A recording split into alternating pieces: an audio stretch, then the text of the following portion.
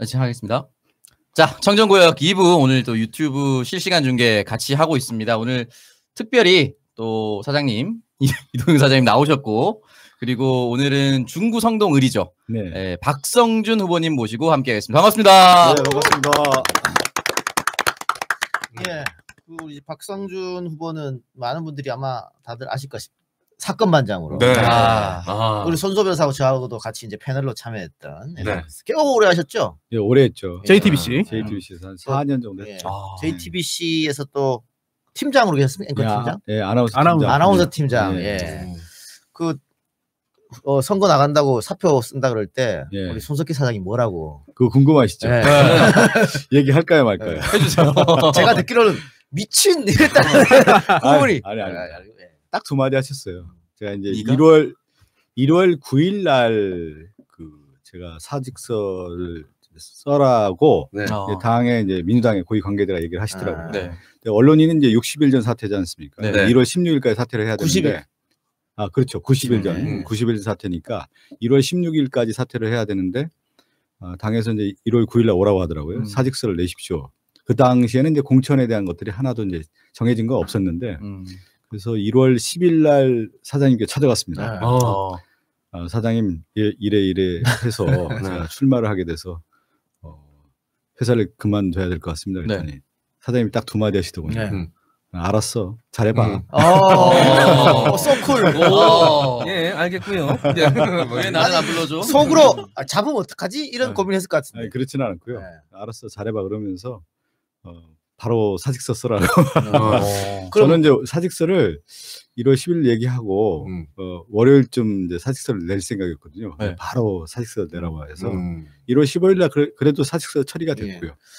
그 사장님께서 혹시 언젠가는 박성준이 정치하려 그럴 것 같다 이런 예측 혹시 하셨어요? 이미 하고 계셨죠. 왜 그러냐면 제가 이제 JTBC 다닐 때 사장님뿐만 아니라 그 임원단들도 박성준은 아마 출마할 거다. 공견하게 얘기를 했고 한 몇 달 전에 그 사장님뿐만 아니라 이제 그 임원단들하고 앵커들하고 저녁 식사하는 자리였는데 우연찮게 뭐 얘기하다가 뭐 언제 출마하냐고 그러더라고요. 그때는 뭐 출마 생각이 이제 있었지만 우리가 알지만 정당이라고 하는 것이 공천이 쉽게 되는 게 아니지 않습니까? 불확실한 거고 그래서 출마를 하고 싶지만 제가 솔직히 얘기를 했죠. 정당 공천이 쉬운 일이 아니기 때문에. 근데 주변에서 왜 이렇게 생각했을까요? 그 방송국 내에서 굉장히 정치를 많이 하셨나 봐요. 아니, 저는 우리 뭐 이동현 평론가님이나 손소 변호사님이 저하고 이제 방송 오래 했지만 사실 제가 이제 인터뷰어였고 그 당시에는 인터뷰어였지만 제가 이제 바뀌었지 않습니까?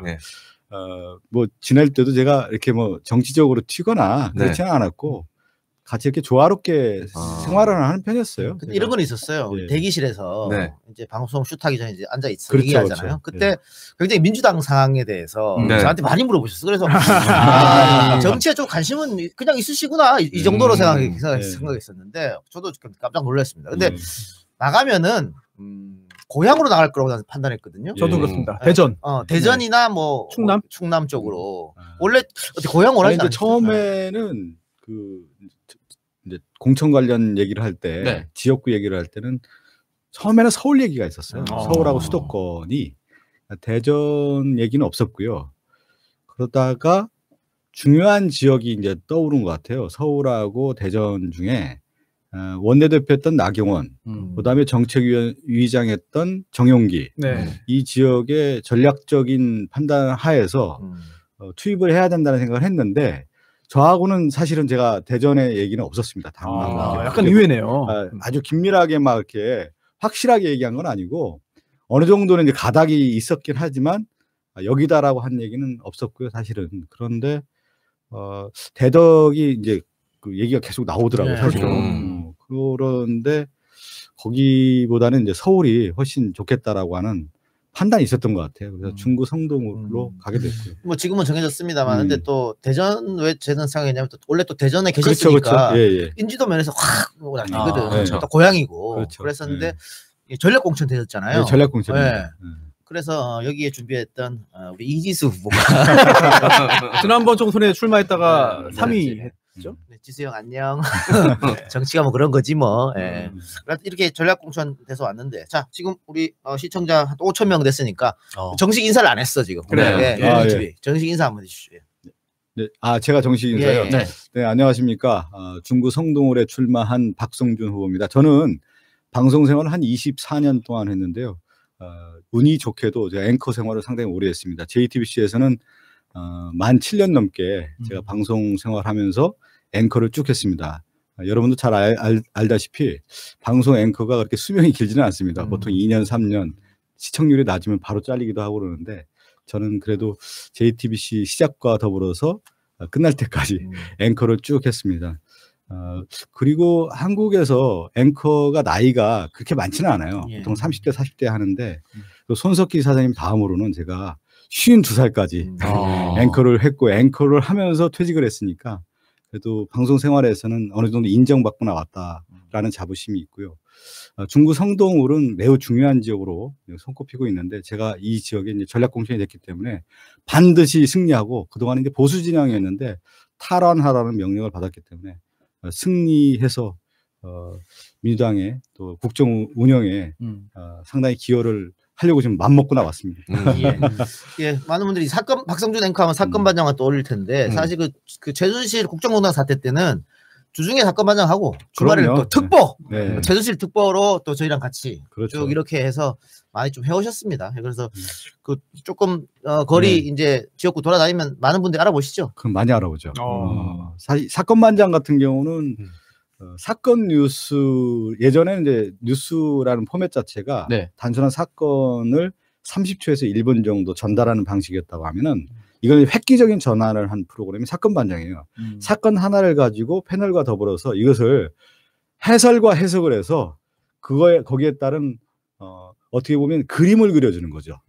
말로 하는 영상을 그려줘서 상상까지 하게 하는 그런 프로그램이 됐기 때문에 JTBC에서는 아주 효자 방송. 그렇죠. 돈 얼마 안 들이고 시청률 대박이 나. 돈 얼마 안 들어요. 돈 얼마 안 들어. 다 안에서 해도 실례야. 그 시간대는 이제 종편뿐만 아니라 KBS, MBC, SBS 다 통틀어서 제가 당시에 1위를 했고 자부심이 대단하지 않았습니까? 그러다 보니까 이번 그 선거 슬로건도 그렇죠. 활용을 해서 사건 반장에서는 삶의 반장이라고 하는 타이틀. 삶의 반장. 라임 좋네요. 방송은 좀 간접적 체험이잖아요. 그 뉴스를 가지고 해석하는 거였다고 하면은 정치는 직접 체험을 하고 저는 정치의 본질이 문제 해결이라고 생각하거든요. 그래서 삶의 반장이라는 것은 지역민과 함께 웃고 울면서 문제에 대한 어떤 생각 같이 공유하고 풀어보려고 하는 그냥 지역 밀착형으로 들어가서 정치를 하겠다. 그야말로 지역민들과 함께 하겠다라는 의지를 담은 정치 슬로건이라고 할 수 있습니다. 네. 또 그 오셨으니까 또 저희가 또 대단한 분을 모셨으니까 프로필을 한번 읊어 드려야죠. 감사합니다. 예, 다들 뭐 잘 알고 계시겠지만 제가 붕업하는 의미에서 프로필 갑니다. 자, 이름 박성준, 충남 골드마운틴 출생. 금산입니다. 정청래 의원과 같은 고향이네요. 골드마운틴. 거기서 진짜로 금 같은 분들이 많이 태어나셨네요. 금자가 비단금이니까요. 실크 마운틴. 실크 마운틴. 굉장히 꼬장꼬장한 성격이고요. 그리고 굉장히 섹시한 연도에 태어나셨습니다. 1969년. 마주할 수가 없네요. 네, KBS 아나운서로 방송을 시작했고요. JTBC 아나운서로 활동을 하시다가 그만두시고 이제 정치계에 입문을 하셨습니다. 굉장히 명석한 사람. 대전에서 명석한 사람들만 간다는 대전 명석고등학교를 졸업하셨고요. 한국외국어대학교에서 정작 정치할 사람은 절대 안 간다는 정치외교학과를 졸업하셨습니다. 정성 살렸어요. 네, 쉽지 않죠. 쉽지 않아요. 성균관대학교 대학원 정치학 박사. 네, 척척 박사입니다. 그리고 더불어민주당 중앙당 부대변인을 역임하고 계십니다. 그리고 저도 제가 아는 제가 직접 체험한 그런 박 후보님의 어떤 여러 가지 그런 업적 중에 하나가 바로 저서입니다. 저서. 저는 읽어봤거든요. 사가서서 다 읽었습니다.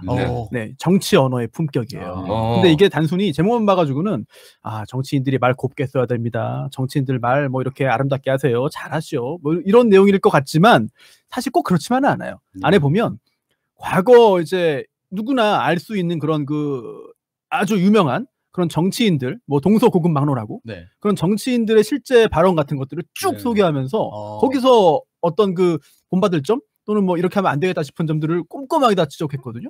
좀 그 책 매우 재밌게 읽었습니다. 네. 그거 잠깐 요약해서 좀 설명드릴게요. 설명해 주세요. 그 책을 쓴 계기가 어떻게 된 거냐면 역사적으로 보면 이제 19세기의 역사가 있는데 19세기에 통일 국가를 이뤘던 이제 지도자들이 있습니다. 이 얘기를 하면 그 지도자들은 인간의 본질을 알고 세상의 흐름을 알고 통일 시대를 준비했던 지도자들인데 독일의 비스마르크요. 1875년에 이제 독일이 통일이 되는데 그리고 이제 미국이 1860 몇 년도인가요? 갑자기 기억이 안 나는데 링컨이 또 남북 통일을 하지 않습니까? 그리고 이태리가 이제 19세기 이제 중반에 통일 국가를 이루는데 이들의 어떤 지도자들의 특징 중에 하나가 뭐냐면 새로운 시대를 준비하는 국민을 통합하고 그런 리더들이 나와야 된다는 생각을 했어요. 우리나라에서도.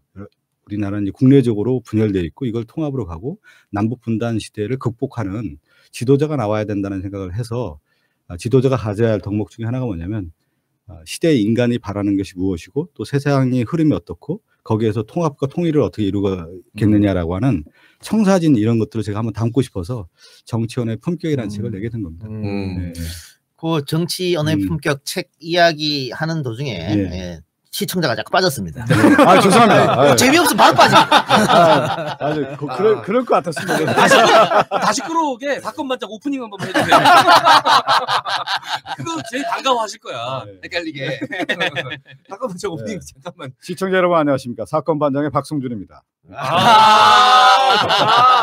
이제는 삶의 반장으로 돌아왔습니다. 좋아요. 좀 올라왔나요? 올라왔습니다. 7,000명 됐습니다. 다시 올라왔어요. 실시간 7,000명. 제가 이동엽 평론가님한테 이런 걸 배워야 됩니다. 제가 그 정통파로서 방송 배우다 보니까 조금 이렇게 좀 답답한 얘기를 여기 사파. 근데 이제 정치한다 또 좋은 직장 간둔다 그랬을 때 가족 반대 있었을 것 같은데. 그럼요. 아내가 특히 반대를 그렇죠. 그 아내가 이제 반대할 수밖에 없었던 이유 중에 하나가 우리나라 이제 정치 지도자들이라고 한 사람들이 여러 가지 문제로 이제 얽혀 있지 않았습니까? 특히 이제 조국 사태에 있을 때 조국 가족들 아이들까지 다 해집어놨죠. 파헤쳤죠. 해집은 것보다 완전히 그냥 다 드러내서 이런 표현이 써도 되나요? 약간의 어떤 난도질 같은 느낌 그런 느낌을 받았는데 아내가 그러더라고요. 당신이 정치하는 건 좋은데 아이들이 혹시 다칠 수 있는 거 아니냐. 가족의 상처를 받을 100% 보장하겠느냐.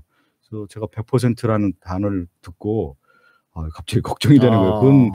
그건 저로 인해서 혹시 모르를 인간이라고 하는 것이 불완전하지 않습니까? 저도 그렇고. 그렇죠. 누구나 그렇죠. 누구나 다 그렇잖아요. 그 부분이 가장 걸리는 부분이었기 때문에 아내가 하는 얘기에 충분히 수긍하면서도 또 저는 정치적 길을 가야겠다고 마음을 먹었고 가장 걱정됐고 아내가 그 부분을 반대를 많이 했습니다. 아이들 다치는 거 아니야 혹시? 그러면은 아내분은 반대했고 지금 아들만 둘이죠. 아직 좀 젊은데 그 친구들은 큰 아들이 지금 1월 6일 날 군대를 갔어요. 큰 아들은 좀 절 닮아서 그런지 저의 정치 입문에 대해서는 상당히 긍정적이고 아빠 응원한다고. 1월 6일이면 약간 또 급하게 보낸 듯한 느낌이. 그렇지 않고요. 그 전에 이제 영장 나와서 1월 6일 날 갔고 제가 1월 15일 날 회사 사직서를 내고 공천 이제 입당 인사로는 2월 2일 날 갔고 전략 공천은 3월 2일 날 받았죠. 그러니까 긴 시간 동안 과정이 있었습니다. 그리고 작은 아들은 이제 중3. 작은 아들은 제가 얘기를 안 했어요, 사실은. 중3이기 때문에 저가 정치를 하고 또 가족의 어떤 여파 이런 것들이 아이에게 좀 충격을 주고 싶지 않아서 얘기를 안 했는데 요즘 애들은 인터넷 검색이 워낙 뛰어나서 그런지 제가 어떤 행동을 하고 있는지 다 알고 있는데 아빠가 이제 정치를 한다 이 얘기했더니 이미 알고 있더라고요. 뉴스 검색에서 알고 있었다고 그래서 왜 얘기 안 했냐 했더니 아빠가 왠지 걱정할 것 같아서 그랬다고. 작은 아들이 되게 어른스러워요. 처음 들었네. 지금 댓글 중에 지민한 님께서 우리 동네다. 중구 성동을 꼭 좀 좋은 선택 하시길 바라겠고 또 저희가 좀 직접적으로 좀 궁금한 게 있어요. 저는 지금 현역 의원이잖아요. 상대방 후보가 지상욱 후보. 지상욱 의원. 지상욱 의원도 엄청난 그런 인지도를 가지고 있고 또 준수한 외모와 함께 또 가족의 어떤 그 시문화 특수성이 있어서 이거 참 이거 뭐 여러 가지 각도에서 다 준비를 하셨을 텐데 일단은 각도라고 얘기했으니까 지상우 후보에게는 심은하가 있다. 박성준과 심은하의 싸움이 아니겠냐 이런 얘기를 많이 하죠. 돌려 까는 거네요. 근데 이지수 후보가 지난번에 선거운동할 때 심은하 씨가 뜨면은 지나가는 사람들이 타고 발걸음 멈춰 다 쳐다본다는 거예요. 심지어 자기 캠프원들도 거기 어떻게 할 수가 없는 거야. 그거는 뭐라고 못한다. 그거 뭐 어떻게 하겠어. 자기도 신기한데. 저도 쳐다볼 것 같아요. 그건 뭐 인간의 마음이기 때문에 저는 인정해야 될 것 같고. 아니 근데 뭐 저 중구 성덕을 주민들이 뭐 그것 때문에 마음이 움직이지 않을 것 같고요. 그렇죠. 단지 쳐다볼 뿐이에요. 예. 박선혜님께서 박성중 화이팅했는데 박성중은 저 미래통합당 사람이고요. 박성준입니다. 그래 알겠습니다. 자, 여기까지 일단 얘기 들었고 광고 듣고 와서 계속 이어가도록 하겠습니다. 광고 2개 빨리빨리 후딱 갑시다. 네, 첫 번째 광고는 믿을 수 있는 친구 굿모닝 홈케어입니다. 에어컨 청소를 준비하는 시기가 왔는데요. 일반적인 스팀 청소는 곰팡이 제거가 안 되고 오히려 곰팡이가 더 많이 생기는 경우를 자주 볼 수 있습니다. 그래서 굿모닝 홈케어는 인체에 무해한 식품 첨가물인 클로린 다이옥사이드를 이용해서 곰팡이 포자를 제거하는 고유 기술을 에어컨 업계 최초로 특허 출원하게 됐습니다. 이 특허 출원 기술을 통해서 에어컨을 송풍으로 바람만 나오게 하시더라도 지속적으로 실내 공기를 살균할 수 있다고 합니다. 이 기술로 코로나 바이러스를 안전하게 제거할 수도 있다고 합니다. 굿모닝 홈케어 대표 번호는 1877-9344 1877-9344번 이용해주세요. 두 번째 광고는 언제나 환하고 자신감 넘치는 얼굴 헤이브로 맨즈 브라운 올인원 로션입니다. 큰 일교차와 건조한 공기 계속되는 마스크까지 피부가 안 좋을 수밖에 없는 요즘입니다. 피부가 걱정되고 좋은 관리가 필요하시다면 명품 원료로 정말 좋은 올인원 헤이브로 맨즈 브라운 올인원을 만나보시길 바랍니다. 갈색 명품 원료 BP다가 5만 ppm이나 들어가 있고 노벨상을 받은 수분 원료가 거칠고 지친 얼굴을 정말 매끄럽고 빛나게 만들어드립니다. 재구매율이 무려 50%를 돌파했다고 합니다. 써본 분들이 칭찬하고 계속해서 재구매하는 놀라운 경험 아직도 안 써보신 분이 계시다면 지금 바로 검색창에서 헤이브로를 검색해주세요. 예, 헤이브로하고 굿모닝 홈케어. 굿모닝 홈케어 광고 들었고요. 광고가 매번 6개씩 있었는데 2개가 사라졌네요. 내가 광고 떨어지면 출연료 삭감시킨다 했다. 1부에서 2개 더 했습니다. 1부에서 2개 더 했어요. 얘기를 많이 나누고 싶어가지고. 네. 광고를 일부러 좀 전진 배치한 거죠. 많이 좀 소화하고. 혹시 1부도 광고 4개밖에 없었던 거 아니야? 아니. 12개인가? 증거가 다 나와 있어요. 아니 영화 같은 경우는 주연 배우가 누구냐에 따라서 투자비가 많이 들어오지 않습니까? 네. 제가 오늘 출연해서 이 광고가 떨어진 건 아닌지 걱정이 됩니다. 아니야. 그 전에 결정됐기 때문에. 네. 괜찮습니다. 오시기 전에 오창석이 이미 사고를 많이 쳤어요. 네. 오늘 창석이가 우리 박혁 앵커 오기 전에 석죽이더라고. 제가 4년 전에 출마했습니다. 이렇게 자기 소개한 거예요. 자기 소개. 저는 알지만 후보님은 저를 모르시니까 저에 대한 소개를 최소한 해야 된다. 몇 프로 받았죠 그때? 26.5죠. 이렇게 받으면 큰일 납니다. 이건 큰일 납니다 진짜. 그럼 석죽이 있을 게 하나 알려드릴게요. 예, 아나운서가 되고 싶었는데 다 떨어졌어요. 이 새끼들 참. 사건반장 하시면서 그 방송가에 난다긴다 하는 이 평론가들, 변호사들, 방송 패널들 다 왔다 가거든요. 최고의 패널들이. 네, 그래도 아무래도 이제 사람이니까 좀 더 애정이 가는 패널이 있고 좀 이랬을 것 같은데 혹시. 야, 이렇게 동영이 있는데 그런 질문 하면 어떡하냐? 정무적 판단을 보는 거예요, 제가. 앞으로 정치를 잘 하실 건가? 아니, 저는 이동현 평론가님을 이제 사건반장에서 처음 뵀잖아요. 그런데 그 전에 저도 이제 정치학 얘기 해도 되나요, 또? 김대중 대통령하고 김영삼 대통령을 공부를 하면서 우리나라에 양대 산맥이지 않습니까? 상도동, 동교동. 그러면서 정치의 어떤 산실이었고 그분에 대한 공부들을 상당히 좀 많이 했었어요, 예전에요. 정치학 공부하면서. 한국 정치 이제 산실이니까. 이동영 평론가님이 대평론가님이라고 해야 되겠네요. 그 책을 쓰지 않았어요. 김대중 대 김영삼. 그러면 사실은 두 개의 큰 가닥을 볼 수 있는 눈이 있고 한국 정치의 큰 흐름이죠. 이 이동영 평론가님은 책을 보면은 다 알 수 있다. 이 정도면 됐습니까?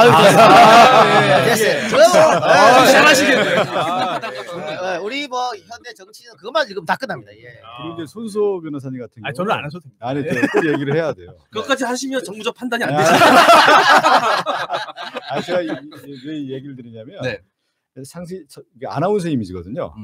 그러면서 점잖고 또 하나는 이게 성실하시잖아요. 네, 맞습니다. 후배지만 이렇게 배우고 싶은 점들이 많아서 제가 사실은 저녁에 자주 만나자고 그랬지 않습니까? 시간을 안 내주시더라고. 저는 이렇게 만나서 이렇게 대화하는 걸 되게 좋아하거든요. 얘기 듣고 또 정리하고 이런 걸 좋아하는데 시간을 많이 안 내주셨어요. 우리 선배님 술 마시는 걸 좋아하지 않기 때문에. 저도 술은 많이 먹지는 않습니다.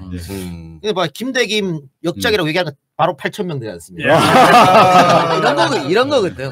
근데 역작 정말 맞아요. 우리 선배도 열심히 읽었습니다. 저는 책을 2권 썼습니다. 한국의 미래 전략이라는 책하고 정치연의 품격이 있었는데 다 안 팔렸고요. 근데 미래 전략은 뭐 어떤 내용이에요? 한국의 미래 전략은 이제 방송하면서 제가 주요 패널들이 있는데 각 분야별로 뭐 과학기술은 과학기술, 뭐 에너지면 에너지 이렇게 해서 제가 인터뷰를 하면서 제가 이제 공부하고 싶은 분야가 있었거든요. 그걸 청사진이라고 할까? 제가 이런 정치를 한다고 하면 이렇게 한번 정책을 펴보자 하는 분들과 만나서 대담을 하고 그걸 이제 책을 엮어냈었죠.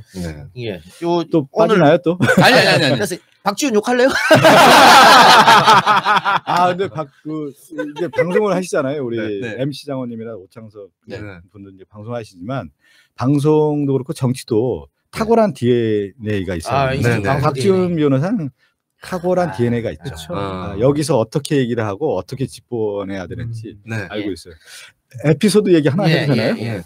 제가 사건 만나면서 평생 하면서 방송 사고를 낸 적이 거의 없는데 박지훈 때문에 터졌어요. 박지훈 변호사 때문에 내가 웃다가 방송 사고를 한 번 냈어요. 개소리 했군요. 다 아시는지는 모르겠지만 다 압니다. 제가 이제 인명 구조를 했어요. 칭찬을 한다고 하면서 박지훈 변호사가 칭찬하면서 개소리를 한번 하는 거예요. 이렇게 생방송에 강아지한테 칭찬을 강아지 말로 한 거네요. 강아지 말로 했는데 제가 애드립으로 박지훈 변호사가 개소리까지 하는군요. 이렇게 했어요. 거기서 이제 웃음바다가 터진 겁니다.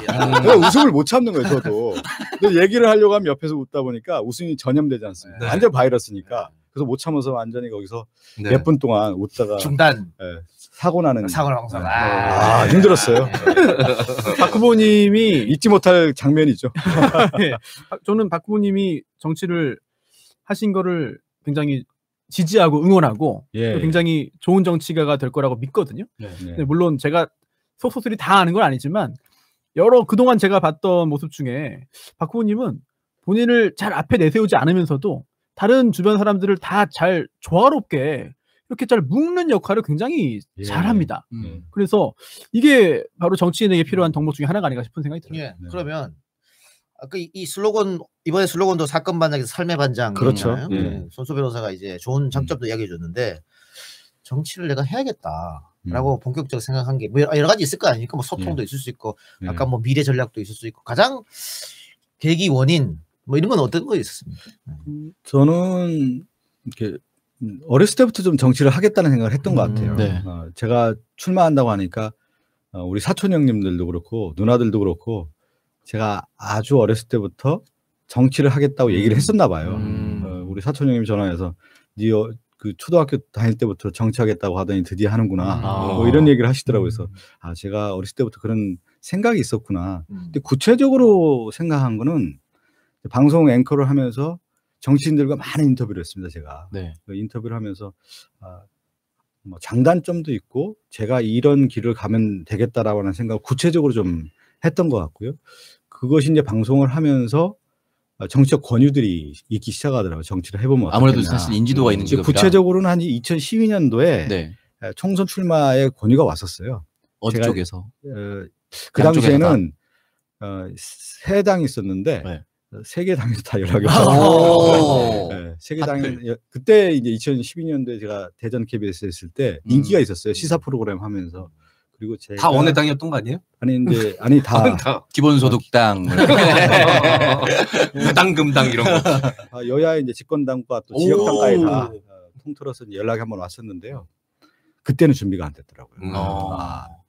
두렵고 제가 정치를 하겠다는 생각을 그렇게 오랫동안 했었는데 막상 제안이 오니까 할 수 있는 힘이 안 생기더라고요. 그리고 나서 준비를 더 했죠. 왜 그럴까? 그래서 그때 이제 2012년도에 저의 생각을 정리하는 책을 쓴 게 한국의 미래 전략이었고, 그 다음에 2016년도 같은 경우는 여러 얘기는 있었는데 실질적인 공천의 제안은 없었어요. 이게 참 묘하더라고요. 그래서 또 한 번 정리를 좀 하고 싶더라고요. 그때 이제 제가 쓴 책이 정치연의 품격이고, 그래서 저 나름대로 이제 준비를 하고 정리를 했던 거였죠. 그리고 2020년에는 반드시 출마하겠다는 의지를 매일 아침마다 일어나면서 좋은 것 같아요. 제가 이제 그 생각을 했고, 그럼 저는 이제 드러내지는 않았죠. 방송하는 분들에게 그런 얘기는 하지는 않았는데, 그러다 보니까 텔레파시가 통했는지 딱 제안이 오는. 방송할 때마다 계속 파란 넥타이만 내고 나갔다. 그런 건 아니었고요. 방송하면서는 사실은 이제 우리 지상파나 무슨 뭐 종편에서도 앵커들이 균형을 이루어야 된다는 강박관념이 있거든요. 사실. 제가 한 번도 그런 내색을 드러내지는 않았지 않습니까? 전혀. 근데 저는 진짜 정치는 하고 싶어 하는 사람이 해야 된다고 생각하거든요. 그래야지 약점도 빨리 보완하려고 하고 문제 돌파구도 찾으려고 하는데, 지금 보면 삶의 궤적이 진짜 정치를 너무 많이 준비했어요. 책도 다 그랬고, 정치학 박사, 보통은 언론인 계통들은 언론정보학과 뭐 이런 쪽으로 가서 언론 관련된 논문을 많이 쓰잖아요. 근데 딱 정치학 박사까지 가는 거 보면은 정말 정치를 계속해서 준비해 왔다라고 볼 수밖에 없는 것 같아요. 또 이낙연 총리가 후원회장. 이낙연 총리하고 인연이 있었습니까? 이낙연 총리님하고 개인적인 어떤 친분은 있었지 않았고, 그 캠프에 이제 특보들이 있었는데, 제가 알게 모르게 이제 인연들이 좀 있었던 분들이 있었어요. 그러면서 선거를 볼 때 제일 중요한 지역이 강북으로 봤을 때 서울, 특히 종로, 중구, 성동을, 용산 이렇게 Y축이 형성되지 않습니까? X축으로 봤을 때는 광진을, 동작, 을인데, 제가 생각할 때 종로가 매우 중요한 지역이고, 또 중구, 성동을도 같이 가는 배라고 생각하기 때문에 이낙연 총리님이 저에게 큰 힘이 될 거라는 생각이 좀 들었고, 저도 이제 그 생각과 더불어서 부탁을 했고, 평원도 하고, 이제 호소도 해서 후원회장님 해주셨으면 좋겠습니다. 그리고 크게 봤을 때는 총선과 더불어 갈 때는 종로와 중구, 성동을에 부합되는 점들이 있습니다. 특히 이제 그 소상공인들이 밀집해 있는 지역이거든요. 그렇죠. 중구, 성동을은 동대문시장, 남대문시장, 명동이 이렇게 있고, 또 청계천과 더불어서 종로가 같이 있기 때문에 공약이라든가 앞으로 추진할 어떤 사업들, 정책들에 있어서 종로와 같이 갈 수 있는 부분이 많이 있습니다. 그래서 제가 또 찾아뵙고 말씀드렸고, 또 흔쾌히 후원회장을 맡아주셔서 종로, 중구, 성동을 같이 갑니다.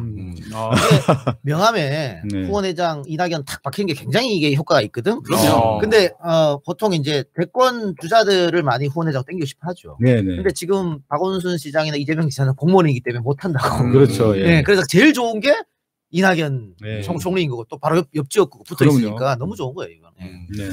근데 중구, 성동구리 지난번에 민주당이 졌습니다. 그 지상욱 후보가 38%로 당선이 됐는데, 민주당 이지수 후보가 3등했어요. 24%. 오창석 정도 얻었네요. 저는 26.5니까 저는 굉장히 저랑 비교할 수가 없죠. 근데 민주당 이지수 후보가 왜 이거밖에 못 얻었냐면, 국민의당 정준호 후보가 정호준 후보가 36% 가져갔습니다. 정대철 고문의 아들이죠. 3대 정치인이에요. 정의랑 박사부터 시작해서. 그러다 보니까 이게 많이 갖고 가는 바람에 이렇게 됐는데, 이번에는 정호준 후보가 만약 안 나온다면 충분히 쉽게 이기지 않겠나 봤는데 나온다는 얘기가 또 있어요. 그래요? 제가 그 얘기를 참 많이 들었습니다.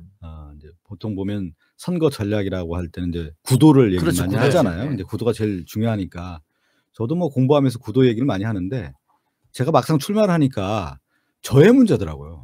제가 이렇게 하는 거지, 상대적인 어떤 후보들이 정해지긴 하지만 저와의 싸움이더라고요. 이게 그걸 몰랐어요, 저도요. 제가 비전을 제시하고 저의 능력 있는 모습을 제시한다고 하면은 유권자가 거기서 모여드는 거지, 이런 것 같습니다. 오늘 제가 이제 인터뷰를 하면, 아니면 이제 유권자들을 만나지 않습니까? 그분들이 분명히 얘기를 하더라고요. 저 후보는 어떤 후보다. 이제 그 뭐라고 하죠? 이렇게 말로써 전파가 돼서 검증이 좀 되는 것 같아요. 그런데 박성준이라는 후보가 3월 2일 날 전략공천 받아서 이제 3주가 됐는데, 저는 점점 스며들고 있다. 유권자들에게 저의 생각들을 표현하고 또 받아들이고 또 호흡하면서 같이 가고 있기 때문에, 상대 후보는 이미 뭐 정해진 거 아니겠습니까? 누가 나오든 그냥 변수는 변수고 상수는 저잖아요. 제가 상수로서 어떤 역할을 하느냐가 매우 중요하다는 생각을 더 하게 됐어요. 그래서 더 만나서 얘기하고 듣고, 그러면서 저의 얘기, 또 저의 정책 포부를 얘기하다 보니까 좀 더 시간이 있다고 하면은 더 확고한 상수가 될 것 같습니다. 아니 근데 뭐 본인 당사자니까 저렇게 얘기할 수 있고, 우리 같은 평론가가 봤을 때는 그래도 구도는 중요하다. 그래서 정호준 후보는 이번에 좀 안 나왔으면 하는 바람이고, 다만 이제 저쪽에 또 저기 또 갈라졌거든. 구청장 출신인가? 최창식 후보. 거기가 나오면 금상첨화겠다 이런 생각을.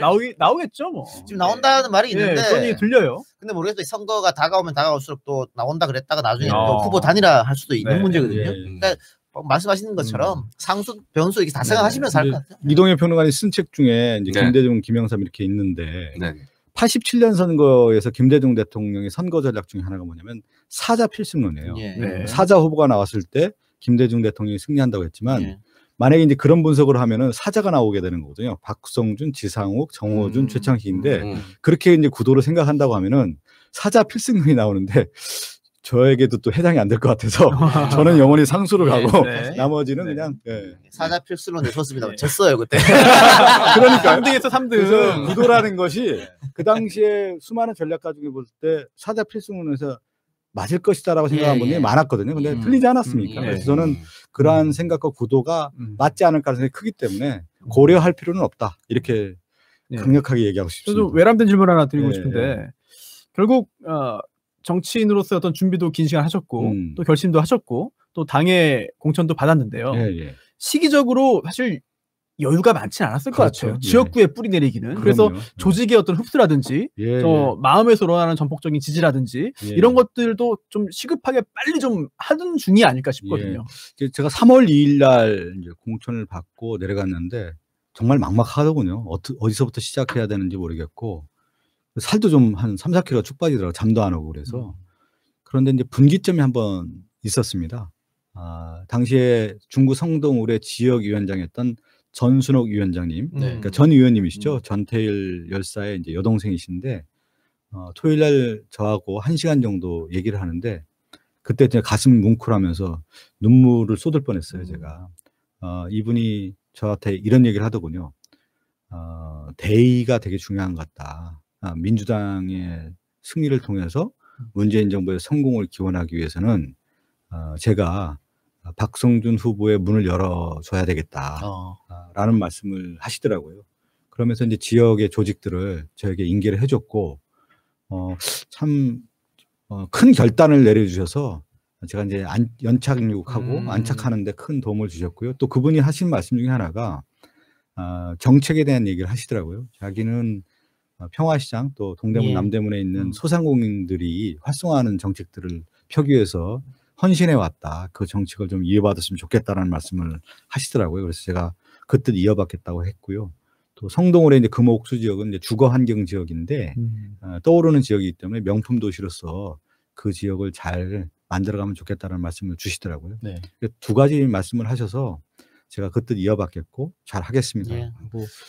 그렇게 하기가 어려운데 지역에서 도와주는 분이 없으면 힘들거든요. 우리 뭐 박주민 의원 지금 너무 잘하지만 당시 이미경 의원이 안 도와줬으면 절대 국회의원이 어렵는 거예요. 그러니까 희생해서 도와주신 분들을 참 고맙다 뭐 이런 생각 들고 다시 한번 제가 전순옥 전 위원장님께 감사의 말씀 전합니다. 진짜 멋진 것 같아요. 그리고 지금 뭐 모든 지역이 그렇습니다만은 지역 이슈보다는 중앙 이슈가 지금 커요. 뭐 비례 문제도 그렇고. 또 코로나 문제도 그렇고. 근데 다행스럽게 오늘 MBC 여론조사 보니까 문재인 정부가 코로나를 잘하고 대처 잘하고 있다고 골등이 높더라고. 대통령 지지율도 높아졌고 이게 막 외신에서 찬사를 쏟아내기 때문에 그런 게 아닌가. 근데 지금 우리 언론은 조중동을 비롯해서 거의 대부분의 언론입니다. 코로나 관련해 갖고 뭐 나라가 망해라고 저주되는 듯이 썼단 말이죠. 늘 그랬어요. 언론 출신이시니까 우리 지금 시청자분들도 그게 궁금할 거예요. 이번 코로나19 사태에 대해서 우리 언론이 과연 제대로 썼느냐, 아니 중립적이었느냐 이런 의심을 할 텐데 잠깐만요. 다행스럽게 열린민주당 그 비례 순번 발표가 9시 반으로 미뤄졌네. 아유, 다행이야. 큰일 날 뻔했네. 다 빠져나갈 뻔했네. 30분만 더 하다 가시죠. 유튜브도 구도가 중요하거든요. 그렇지. 지금 좋은 구도예요. 황금 30분 잡은 거예요. 지금 현재 8,800분, 8,900분. 좋아요. 이제 자꾸 올라오고 있습니다. 그리고 이 우리 언론이 코로나19 관련된 보도에 어떻게 생각하는지. 그러니까 언론 환경을 한번 짚어볼 필요가 있을 것 같아요. 뭐 우리나라 레거시 미디어 같은 경우는 기존의 또 프레임이 있지 않습니까? 그러니까 노무현 전 대통령 같은 경우는 기존의 뭐 조중동 프레임에 갇혀서 자기가 하고 싶은 정책들을 제대로 언론에서 반영을 해주지 않았기 때문에 상당히 어려움이 있었지 않았습니까? 저는 언론 환경이 완전히 바뀌었다고 생각이 좀 들어요.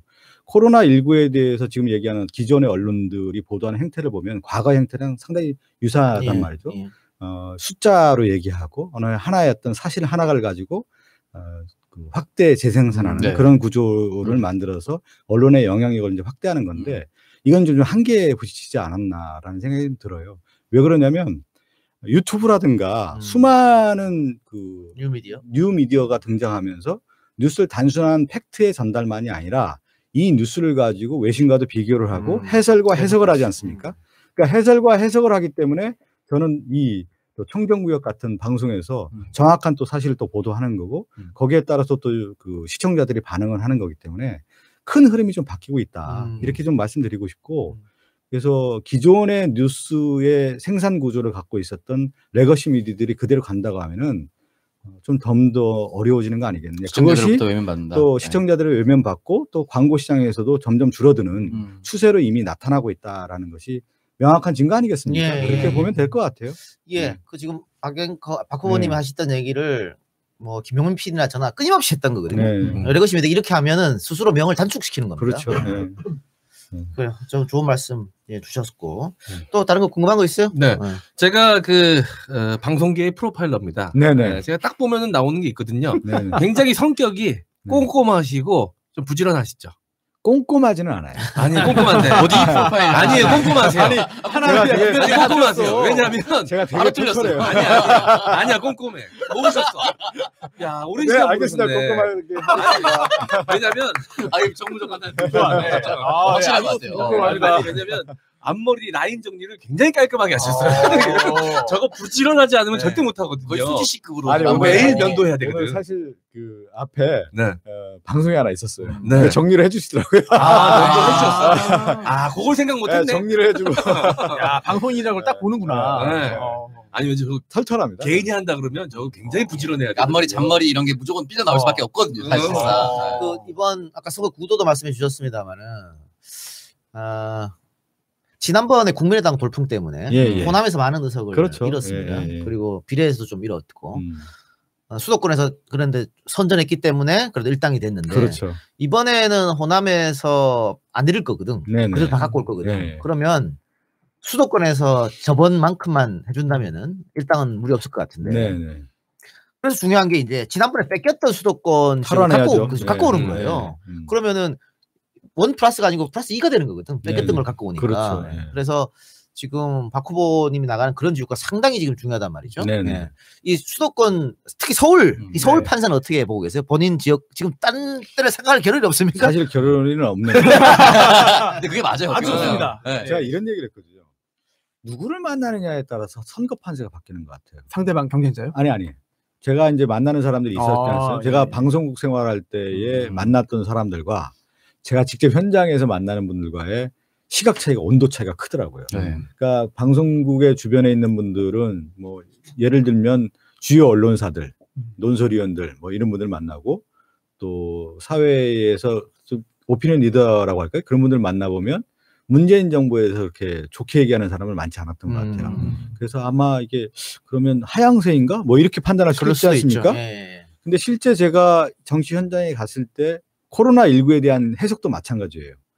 기존 언론에서는 코로나19에 대한 대책이라든가 이런 상황들에 대해서 상당히 비판적이고 잘못하고 있다는 시각이 많은 반면에 국민 대다수들은 잘하고 있다. 예를 들면 확진자에 대한 정확한 표, 그 숫자, 그리고 어떻게 하고 있다라는 것을 얘기를 하면서 예측 가능하게 하잖아요. 정부가 사실은 가장 뛰어난 정부는 예측 가능한 정부를 만드는 건데 이런 판단을 했을 때 유권자들을 만났을 때는 상당히 호응이 좋더라고요. 그래서 우리가 누구를 만나고 누구를 앞에서 얘기하는지가 매우 중요한데 그래서 앞서 이제 언론 얘기하지 않았습니까? 기존의 레거시 미디어들이 실수하는 경우들이 현장을 오히려 더 모를 수도 있는 그런 착각일 수도 있다라는 생각이 좀 들어서 제가 현장에서는 또 다른 느낌을 받습니다. 분위기 괜찮습니다. 더 열심히 해야죠. 실제로 대통령 지지율이 올해 들어 최고치를 찍었어요. 오늘 발표잖아요. 그러니까 결국은 그게 이제 민심을 전 대변한다고 생각을 하는데 저 두 가지 질문. 정치에 대해서 쭉 계속해서 관심을 많이 두셨기 때문에 정치인도 인터뷰 많이 하셨다고 했으니까 요런 정치인의 요런 장점 좀 배우고 싶다. 요런 거 하나랑 미래 전략까지 썼으니까 책을 지금 의원이 되시면 하시고 싶은 정책이나 이런 거 하나 말씀해 주시면 되게 좋을 것 같아요. 네, 저는 이제 그 유권자의 성향도 바뀐다고 봐요. 그러니까 예를 들면 유권자들이 노무현 전 대통령 당시 선거를 봤을 때는 노무현 대통령의 열정에 대해서 환호하고 그가 꿈꿨던 세상에 대한 열정 이걸 같이 공유한 시대였다고 하면은 거기에 대한 어떤 반작용이 또 있지 않았습니까? 이명박 대통령에 대한 어떤 또 그 당시에 왜 유권자가 또 했는지 또 박근혜 또 문재인 대통령 이제 문재인 대통령 같은 경우는 따뜻함, 인간적인 어떤 배려 이러한 모습들이 등장하면서 유권자들 하나로 모으는 힘이 있었지 않았습니까? 근데 지도자들의 어떤 모습이 좀 바뀐다고 좀 생각이 들고요. 지금은 여러 이제 정치인들 중에 워낙 말이 난무하는 시대다 보니까 품격 있는 언어를 하는 분들을 좀 좋아하는 것 같아요. 지금 시대가. 그리고 그 정제된 말을 하는 걸 좋아하는 것 같고. 그래서 그런 흐름으로 가는 것이 아니냐라고 하는 제 판단이 있는 것 같고요. 그래서 저도 또 하나의 구호가 정치의 품격이라는 슬로건을 또 걸게 됐습니다. 저의 어떤 해석이고요, 이거는. 네. 그래서 그런 정치인이 다음 대통령 선거에도 상당히 좀 유권자들의 지지를 받지 않을까라는 생각이 좀 들고요. 그분을 뭐 특정할 필요는 없을 것 같고 제가 생각한 분을 이낙연인데? 아니. 누가 들어도 품격 있는 언어. 뭐 그렇다고 이렇게 꼭 저는 이제 그러한 흐름으로 이제 가고 있다는 생각이 들고 네. 제가 이제 처음에 정치를 생각했던 것 중에 하나가 앞서 제가 얘기한 이것도 떨어지나요 또? 아니요. 저는 또 통합과 통일로 가는 리더가 나와야 되는데 그래서 저는 이제 외교 통일 뭐 이런 쪽에 관심이 상당히 많았어요. 공부도 그쪽으로 좀 많이 했었고 그래서 만약에 국정한다고 하면 그 부분을 좀 더 제가 열심히 하고 싶다는 생각을 했었고 두 번째는 이제 지역에 와서 실제 이제 지역민의 목소리에 귀담아 듣다 보니까 경제가 상당히 중요하지 않습니까? 예. 특히 제가 가고 있는 지역구의 바람은 경제 활성화거든요. 또 소상공인들이 살아날 수 있는 길을 만들고 또 동대문 시장과 남대문 시장이 불야성을 이루는 네. 많은 분들이 와야 된다고 하는 그 열망이 있고 또 소원들이 있기 때문에 그걸 이제 제가 잘 해야 되겠죠. 이 두 가지의 큰 방향을 가지고 제가 정치를 임하겠습니다. 예, 알겠습니다. 지금껏 민주당에서는 대부분 언론인은 MBC 앵커 출신들만 네. 국회의원이 됐는데 JTBC 출신 최초가 아닐까 만약에 국회의원이 되면 그렇게 되죠. 예. 그런 생각이 들고 우리가 원래 조금 더 방송을 해야 됩니다만은 전달 우리 작가진하고 전달 과정에서 시간을 저희가 잘못 얘기해서 아까 한 30분 일찍 계속 기다리고 있었어요. 예. 뒷 약속이 있어가지고 지금으로 보내드려야 될 것 같고 박 앵커 보내드리고 우리는 조금 더 합시다. 우리 좀 더 하고 자 그러면 끝으로 우리 못다한 말 우리 좀 카메라 보시면서 이동형 TV 시청자들 또 청정구역 애청자들 위해서 한마디 해주시기 바랍니다. 제가 오늘 청정구역에 와서 혹시나 오염을 시키지 않은지 걱정이 됩니다. 이렇게 청정한 분들 속에서 말씀을 했는데 갑자기 웃으시니까 동영이 형이 있기 때문에 그런 얘기는 안 하셔도 충분히 오염됐다는 걸 알 수 있습니다. 그래서 정치는 또 진흙 속에서 장미꽃을 피운다는 얘기가 있는데 저도 그런 정치를 좀 펴고 싶고요. 제가 이제 방송을 통해서는 인터뷰어로서 활동하면서 많은 분을 만났습니다. 그 만남 속에서 공유하고 얘기들을 풀어가는 정치를 방송을 했는데 이제는 이제 정치 현장으로 가니까 유권자들 또 시민들 많이 만나서 그분들이 고민하고 있는 것을 들어주고요. 또 그것을 정책을 실현하고 성공한 정치인의 조건이 한 3가지가 있다고 하는데 선거에서 반드시 승리해야 됩니다. 그래야만 그럼요. 이겨야 됩니다. 또 하나는 그 승리를 통해서 지역민들이 바라는 정책을 실현하겠다라는 말씀드리겠고요. 3번째는 더 나아가서 그걸 하나하나 좀 만들어서 역사적인 일도 좀 하고 싶은 그런 꿈도 있습니다.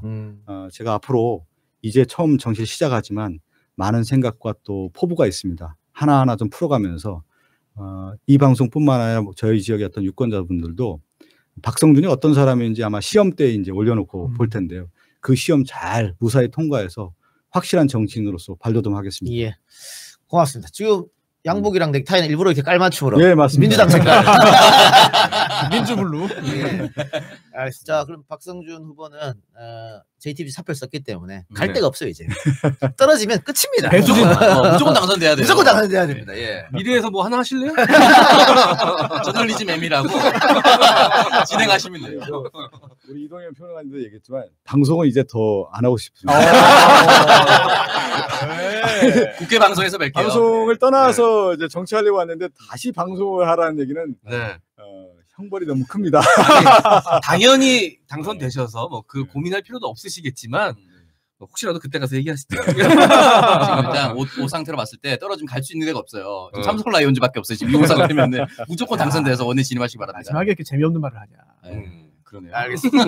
네, 그럼 우리 박영커님 얘기까지만 하고 또 뵙겠습니다. 우리는 계속 이어가죠. 또 한번 저 초대해 주시기 바랍니다. 아이고, 감사합니다. 예, 고맙습니다. 고맙습니다. 화이팅 하시기 바라겠습니다. 조심히 가시고요. 박성준이었습니다. 예. 화이팅! 화이팅!